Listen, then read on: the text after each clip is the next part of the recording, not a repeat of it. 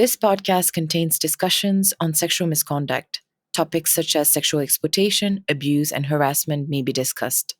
Listener discretion is advised, and we encourage self-care and seeking professional support as needed. The basic mandate of any UN organization includes working for the greater good, for the good of humanity. And for an organization where the medical profession is quite prevalent, they know the principle, do no harm. I cannot see how public health would not go hand in hand with preventing doing harm, and that means preventing and addressing sexual exploitation and abuse. In this episode, I speak to Sigrid Kranawetter, Senior Advisor to the Director General of the World Health Organization. She emphasizes the fundamental principle of do no harm, and the commitment to public health inherently entails preventing and addressing sexual misconduct committed by aid workers. She then explains it is essential to recognize the limitation of authority of an international organization. We have no authority or control over. We are an employer, so we don't have a police force. We are not a country. We cannot threaten you with prison. WHO will not directly pursue legal action against the perpetrator. What we will pursue is administrative action. Yet she acknowledges that these actions alone may not fully repair the harm caused, and that the organization needs to ensure that people are held accountable. You probably look for more in terms of resolution because that damage that has been done has not been repaired. And to get to meaningful repairing of damage done, there is no magical solution.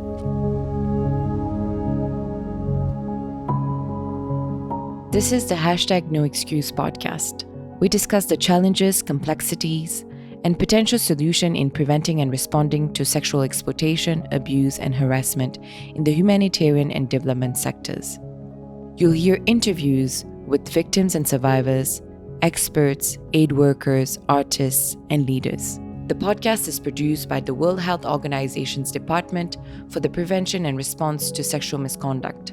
I am Guni Dias, your host and Global PRS Network Coordinator for the department. Welcome, Sigrid Kranawetter, to the #NoExcuse podcast. Thank you for having me. It's a pleasure to be here with you today. So your role as the Senior Advisor to the Director General of the World Health Organization for organizational accountability brings a wealth of insights into the challenges of addressing sexual misconduct. As a start, I'd love for you to share a bit about your journey from your days as a lawyer in Brazil, if I'm not mistaken, to the role you have now within the WHO. What inspired the change? We could say that maybe a lawyer is a bit more square and working for an international organization is more chaotic and fluid. I've always had a very strong sense of justice and injustice, and that has driven me all my life and also drove me to study law. And I went into litigation law as a lawyer. So I wouldn't say it's square. You have to be quite creative. But it also has its limitations because you depend on a judge. And whatever that judge comes up with, your best defense is only as strong as if you have convinced the judge or if the judge doesn't have an agenda. So it can be frustrating. So I looked for alternatives and started applying to international organizations, and in particular the UN system, and joined WHO in 1999 in December. Wow, that's been a long time. That's been a long time, yes. And it has been a good journey, quite varied. I've worked in a lot of areas, not only law, not only legal. I've also worked in human resources and governing bodies. And I'm a big believer that if you want to change things, you have to know the framework in which you operate very well. Only then can you move and be creative and find solutions. And my goal has always been, regardless in which capacity I have worked in the UN system, to find solutions rather than 100 reasons why you cannot do something. So problem solving. Problem solving while remaining within the framework. I don't think they're problem solvers that every problem they solve, they create 3 new ones, which keeps them in a job, but it's not my style. Yeah. So I'm looking for long-term solutions. When the DRC events happened during the 10th Ebola response, it was very clear that the policy that was in place at the time to prevent and address sexual exploitation and abuse, first was not well known in the organization. Secondly, was not easy to understand, and it had a lot of opportunities for different points of views when you interpreted some of its terms, which led actually to giving an excuse to inaction. Because if you can interpret it one way and another and you're not sure, chances are people will say, we are fine, we don't have to take any action, it does not concern us.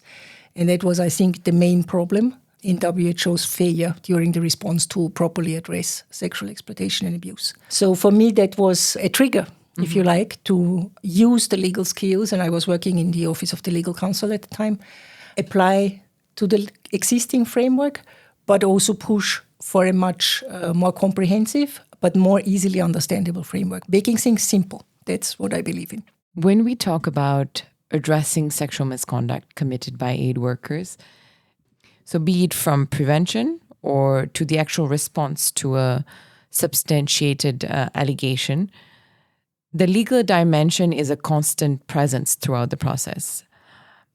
But with your expertise, especially right now, I'd like us to focus on the organization's responsibility and accountability towards the communities we serve. Some may argue that preventing and addressing sexual misconduct is not part of WHO's responsibility, but it's about public health. What would be your answer to that? For me, I think the basic mandate of any UN organization includes working for the greater good, for the good of humanity. Right. So for me, any kind of approach that allows people to suffer harm cannot be right.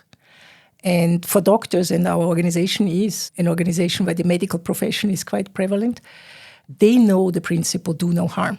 So it should be easy for them to understand, and I cannot see how public health would not go hand in hand with preventing doing harm, and that means preventing and addressing sexual exploitation and abuse. For me, it is incompatible to have a public health professional who condones sexual exploitation, abuse, or sexual harassment, any form of abuse, actually. And now if we go into allegation and say we have in an instance where an alleged perpetrator, say, refuses to cooperate with an investigation, what steps can we take to ensure accountability and uphold justice for the victim?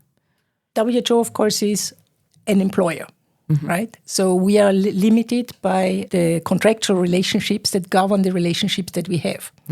So, for instance, when we have an alleged subject, first determination we have to make, is this one of our employees, our staff members, in which case we have more leverage. There's an obligation to cooperate with any investigation that we authorize. If there is no cooperation, normally that means disciplinary action of dismissal. So for many people that will be a deterrent because they do not want to lose their job. If they don't cooperate, that might already be an indication of where this investigation is going. It is not impossible for us to investigate when the subject does not cooperate. So we will still do the investigation. But of course, the subject will miss out on the opportunity to present their side of the story or of the events. When it's a third party alleged perpetrator, of course, we have less leverage. And that's where organizations, all organizations in the system or all international organizations, reach their limitation. And we will depend on the cooperation with national governments and national authorities for them to also do their part in the joint accountability. And this is something that we have identified is, I think, one of the biggest gaps today. And we have started to address with our own governing bodies. WHO has 194 member states, so that's quite a lot. Yeah. So if we can make progress there, that will mean that we can address this also at national level and make progress at national level.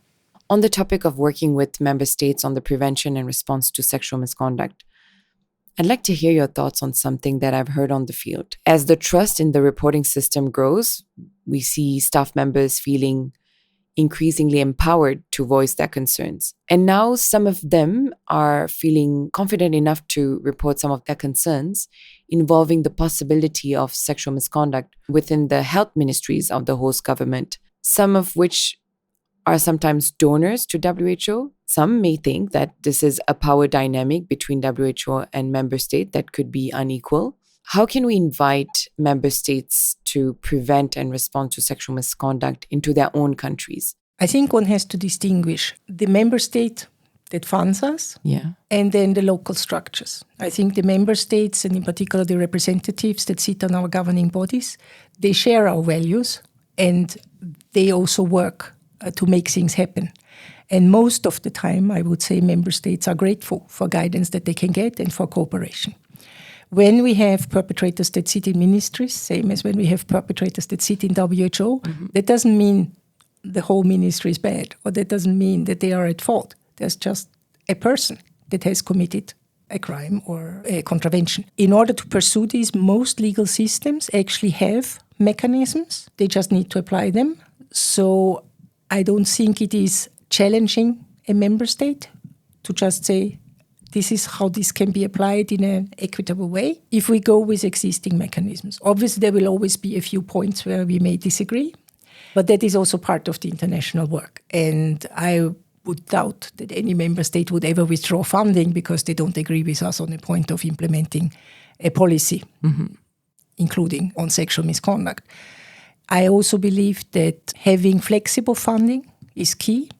So the more flexible funding WHO has, the less vulnerable we are to being held hostage in certain situations, because flexible funding can be used in any kind of program that we have. And if I'm jumping back on in an instance where we have substantiating findings for an investigation of sexual misconduct, what are avenues, and of course I'm sure there are different degrees and it'd be great to go over them, but what are avenues for legal action WHO can pursue against the perpetrators? WHO will not directly pursue legal action against the perpetrator. What we will pursue is administrative action, and that would include disciplinary measures where applicable, would include termination of contract if it's not a staff member, or termination of an agreement if it's a collaborator, if it's like an implementing partner.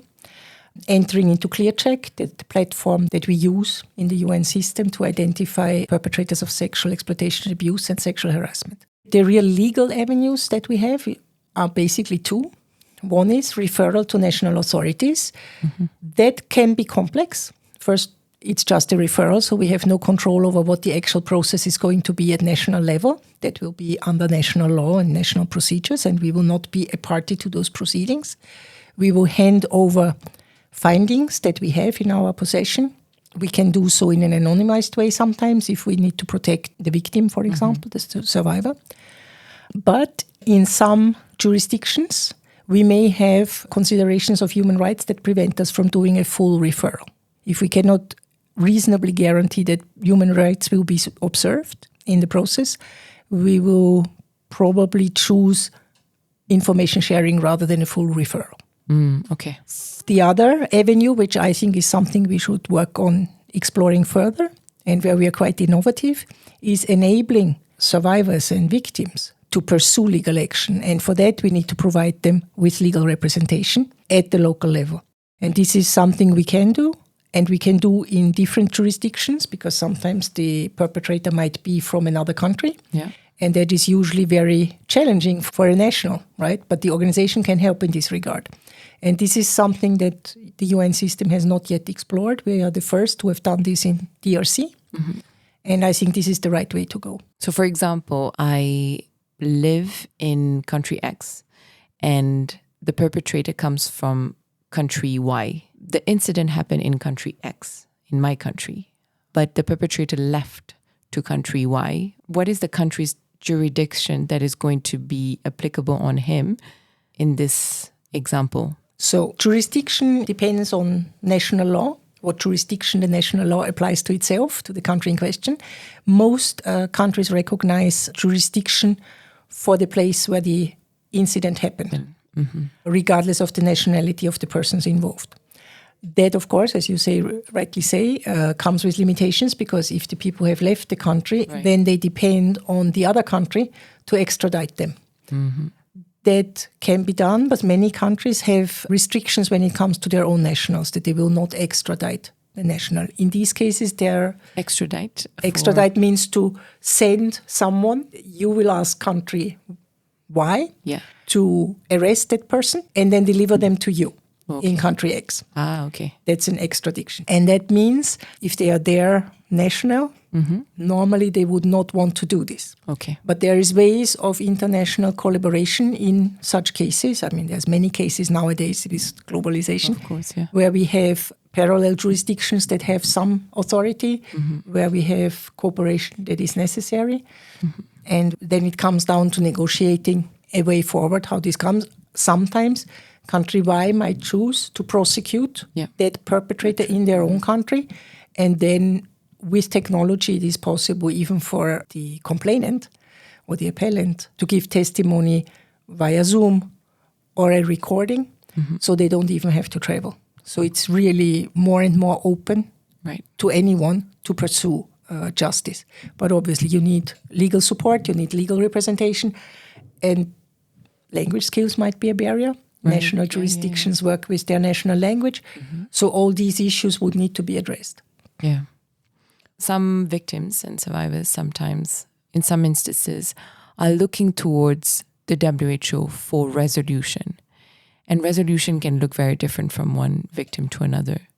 And you gave some elements of it, but what would be your message to a victim or survivor? What would you say, or how would you manage their expectations or their understanding of what WHO can do? I think it's important for me, the uppermost importance is there should not ever be a victim or survivor out there feeling unheard or feeling alone. So this is where the organization can be there. We can give a voice, we can give support, no questions asked. When it goes beyond that and resolution becomes, and I would say that's the secondary phase, because the first needs, and I'm sure in your profession have better knowledge than I do, but the first need is always social support, the medical support, the immediate financial support to just get out of a very bad situation. Then, and this is also human nature, as things progress and you start settling back into your daily life, you probably look for more in terms of resolution because that damage that has been done has not been repaired.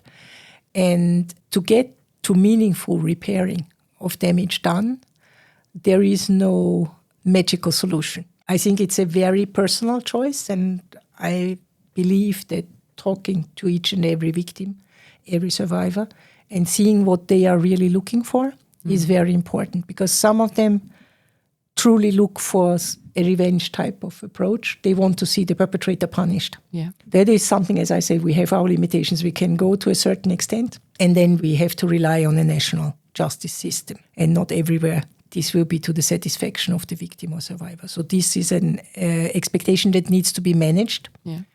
I do believe by empowering through legal representation, people have ownership over the process to some degree. And it's better than having an organization do it for you, because you never know what happened and you will have your doubts. If you're driving it, then that is a different thing. When it comes to financial compensation, I personally believe compensation needs to be linked to a proven misconduct, a proven misdemeanor or crime, and the person responsible for that crime is the primary person who should be paying compensation, financial compensation. And that, again, would have to be pursued under national jurisdiction. Now, obviously, there are limitations to that. But I do not believe that the solution is to say the organization, who is an employer, is responsible for every single act that is committed and financially responsible. On the other hand, enabling livelihood, enabling a new way of earning your living, that is something which the UN can do together, and that is part of our collective mandate. And that is definitely something we should pursue. As I've said previously, we should not have a year where we work with victims and survivors and then they're just left out alone. They should never stand alone. We should keep an eye on what's happening and continue to enable where we can. Since 2021, when WHO started accelerating its work in the prevention and response to sexual misconduct, you've been part of it from the very start. What are you the most proud of? I'm really proud of us having achieved in what I would call almost record time, a complete review, and development of new policies, not only in the area of sexual exploitation and abuse, but other forms of abuse, of having created an umbrella term of sexual misconduct, where we subsume also sexual harassment, so with all forms of sexual misconduct under one umbrella term, and move away from fruitless discussions on whether an incident fits one or the other category. With the big umbrella category, there is no question about it, that it is misconduct, and then we can pursue it. Just for context, when we say umbrella term, we use the prevention, respond to sexual exploitation, abuse, and harassment. And it has changed to prevention and respond to sexual misconduct. We also chose the word misconduct because that speaks to our workforce, who understand that if you commit misconduct, you may lose your job. Mm-hmm. And this is something very powerful. I think I remember when the first sexual exploitation abuse prevention policy came out, most people would say, this does not concern me. I will never, ever find myself in a context where I need to apply this policy. Mm-hmm. And we were wrong. With sexual misconduct, it's different. People understand this can happen anywhere, in any kind of context, and you might be right in the middle of it. So I'm very proud that we have now a good framework to operate in, and that we have built trust. I think people have seen that we are in this honestly, and there's no one with an agenda other than to make it stop. Right. And I think this has spoken to people, and this shows now in the figures that we have of people reporting, to the point that when in doubt they report, which makes more work, but at least we have a more transparent approach to misconduct. So we've done good work, but in your view, what is the most significant challenge WHO has and will have ahead? I think, as Gaia always says, we have a long way to go. Mm-hmm. Any organization or the world has a long way to go. I think we are on the right track, so the challenge will be to keep up the momentum, to continue going. The other challenge, we've discussed it already, is how can we incorporate member states and partners into joint accountability in this area and work together for meaningful prevention, because to be able to prevent, in particular in challenging contexts like conflict zones, emergency contexts, in order to be effective and able to reach the local population, we need local support. It's not possible just from our side. It starts with, local dialects, having the trust of the local population, being able to really reach out and transmit to people that they have nothing to fear when they report, because this is the big deterrent. They do not trust that what they report will be maintained confidentially, that they will be protected from retaliation. And all these areas are very complex, and much more complex when they happen outside or involving third parties outside the organization. Yeah. It's already challenging to have protection from retaliation inside an organization, because human nature is such, you cross me, I retaliate. Yeah. And that's a learning journey, I think, for people to move away from basically the sandpit approach that children have to a reasoned, adult, mature approach. When something happens that you do not like, that doesn't mean you retaliate. You look at first yourself, and then you look at the context. When we come to third parties, external context, that is more complex, of course, because there we are dealing with a population we have no authority or control over. We are an employer, so we don't have a police force. We are not a country. We cannot threaten you with prison. So we absolutely need that cooperation with local authorities. And as we conclude, on a more personal note, what drives you in your work to address sexual misconduct? I think all the things we've talked about. I continue to believe that justice must be done and must prevail. And I strongly believe that international organizations can do a lot, even though we cannot directly act, but with our advocacy, giving visibility to certain issues, such as that one, and just pulling a dialogue with our member states and pulling a dialogue with at national level can go a long way, because eventually these things just need to be said. The worst thing you can do for any kind of crime is to stigmatize it to the extent that no one will talk about it. Silence. Yeah. Everything is fine. And that cannot prevail. And as long as we can speak up, we must speak up. Fantastic, Sigrid. Thank you so much. Thank you. It was a pleasure. Thank you for listening to this episode of the World Health Organization's #NoExcuse podcast. We hope we've given you another perspective on preventing and responding to sexual misconduct in the humanitarian and development sectors. We release new episodes every 2 weeks. But if you have any feedback, questions, or suggestions in the meantime, feel free to reach out at prseah@who.int. Until the next time, goodbye.